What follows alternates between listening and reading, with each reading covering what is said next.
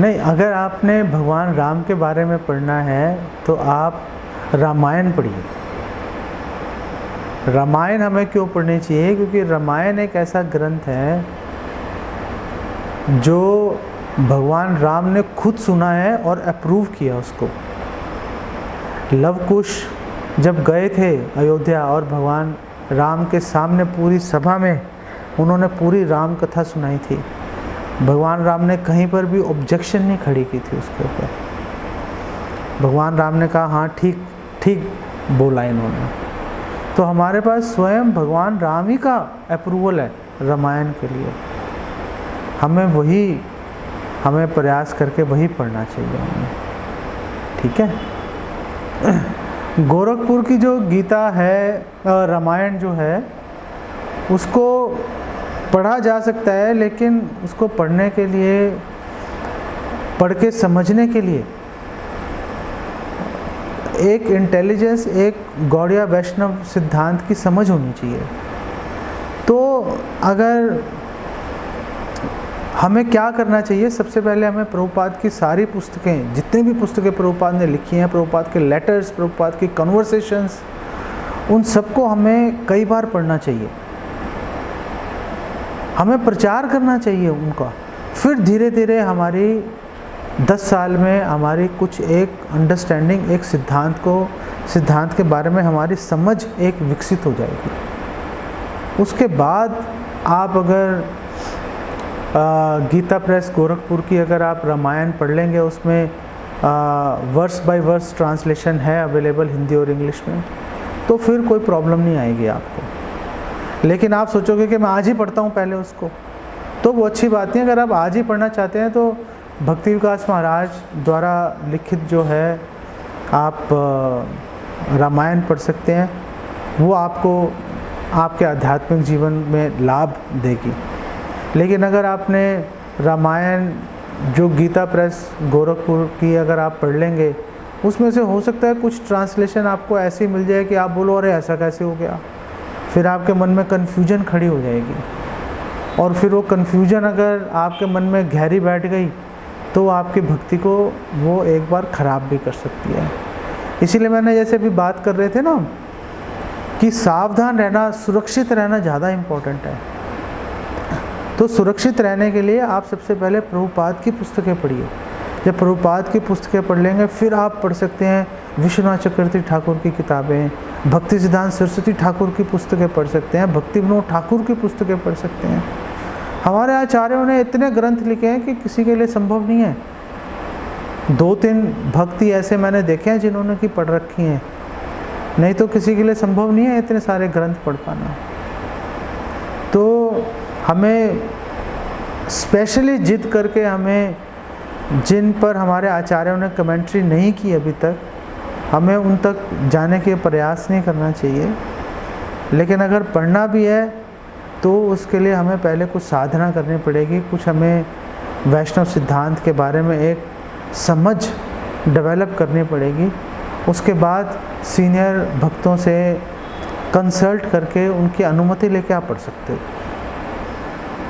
मैंने उनका नाम कभी सुना नहीं, लेकिन राम भद्राचार्य जी का, क्या हम, हाँ, लेकिन देखो हम एक बात समझिए, कोई भी स्कूल कितना ही फेमस क्यों ना हो, अगर प्रमाणिक नहीं है उसमें अपने बच्चे का दाखिला नहीं करवा सकते। हम अपने बच्चे का दाखिला वहीं करवाएंगे जो प्रमाणिक स्कूल है, ताकि पता चला आपने बच्चे को 15 साल वहाँ पढ़ाया और बाद में उनको बोला लाओ जी सर्टिफिकेट, वो बोलेंगे सर्टिफिकेट तो हम दे नहीं सकते क्योंकि हम प्रमाणिक ही नहीं है। तो कोई अच्छा है या बुरा है, उस क्वेश्चन पे जाने से पहले ये देखो कि वो प्रमाणिक है कि नहीं है। अगर वो 4 संप्रदायों में से एक है जो कि जिनको भगवान कृष्ण ने स्वयं डायरेक्टली जिनको शिक्षा प्रदान की हुई है, ब्रह्मा जी हो गए, लक्ष्मी जी हो गए, शिव जी हो गए और 4 कुमार हो गए, ये 4 संप्रदाय हैं। इन 4 संप्रदायों के अंदर अगर कोई आ रहा है तो वो प्रमाणिक है। इस तो जो रामानंदी हैं, रामानंदी एक्चुअली में क्योंकि रामानंदियों के साथ में कई प्रॉब्लम्स हैं। जो रामानंदी हैं, पहली बात यह है कि उन्होंने बहुत ही कुत्सित, बहुत ही खराब उन्होंने प्रयास किया था कि श्रीमती राधा रानी को भगवान कृष्ण से अलग करने की कोशिश की थी उन्होंने जयपुर में। वो तो बलदेव विद्याभूषण गए, उन्होंने रामानंदियों को हराया, तो जाके श्रीमती राधा रानी के विग्रह वापस भगवान कृष्ण के साथ स्थापित किए गए। गलता में ये शास्त्रार्थ हुआ था। विश्वनाथ चक्रवर्ती ठाकुर के प्रतिनिधि बन के गए थे बलदेव विद्याभूषण। तो हमें इस बात से ऑब्जेक्शन है कि उन्होंने ऐसा करने का प्रयास किया उन्होंने। इसीलिए हम रामानंदियों की जो बात है वो हम सीरियसली, गंभीरता से नहीं हम लेते उन बात को। सो देखिए, बात ये है कि पीछे मैं किसी के घर गया तो उनके वहाँ पे तुलसी का पौधा लगा हुआ था, कई पौधे लगे हुए थे। तो मुझे लगा इतने सारे तुलसी के पौधे लगे हुए हैं। तो मेरे साथ एक मित्र भी थे मेरे, तो मैंने कहा देखो कितने सारे तुलसी के पौधे लगे हुए हैं यहाँ पे, कितना अच्छा लग रहा है। उन्होंने बोला लेकिन वो पौधा तो तुलसी का है ही नहीं। मैंने कहा अरे तुलसी है। उन्होंने कहा नहीं, देखो इसके अंदर ये लक्षण दिखाई नहीं दे रहे, इसकी मंजरी देखो आप कैसी, इसके जो सीड हैं वो कैसे उग रहे हैं इसके, और तुलसी की मंजरी जो है वो कैसे उगती है। तो कई बार क्या होता है कि जो खरपतवार है और जो वास्तविक उपयोगी पौधा है, दोनों देखने में बिल्कुल एक जैसे लगते हैं। जो जिस व्यक्ति को जानकारी नहीं है वो तुरंत दोनों को एक मान लेगा। वो तो कैसे पता चलेगा? दो तरह से पता लगा सकते हैं। फल से, जैसे उन्होंने मुझे वो उसकी मंजरी दिखाई और उस पौधे के दिखाई, उन्होंने कहा देखो दोनों में फ़र्क है। तो या तो फल से पता चलेगा, या आपके साथ में आपके पास कोई ऐसे भक्त का मार्गदर्शन होना चाहिए जो कि आपको क्लियरली उस चीज़ को बता पाए कि नहीं ये ठीक है, ये गलत है।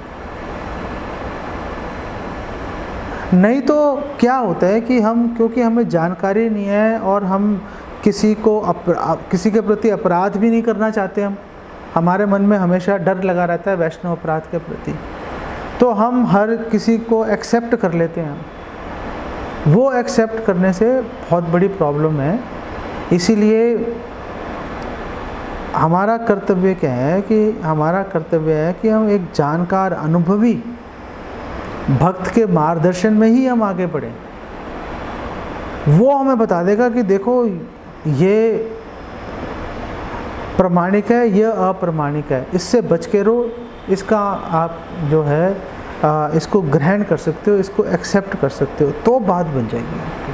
फिर आपको प्रॉब्लम्स नहीं आएंगी। प्रॉब्लम्स तब आती हैं जब लोग भक्ति का नाम लेके मिसगाइड करना शुरू कर देते हैं और हम लोग पकड़ नहीं पाते उसको, क्योंकि हमारे पास वो नॉलेज नहीं है।